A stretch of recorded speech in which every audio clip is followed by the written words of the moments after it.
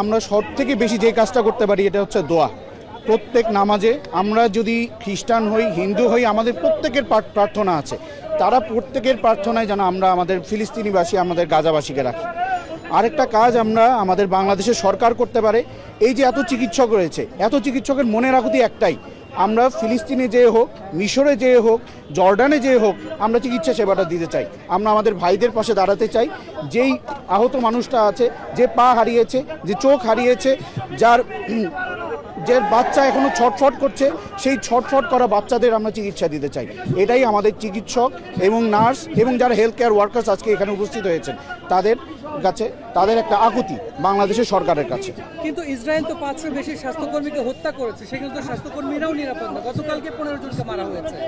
Definitely এটা বলার কোনো এটা বলতে হয় না যে তারা গণহত্যাটাকে কোন পর্যায়ে নিয়ে গিয়েছে।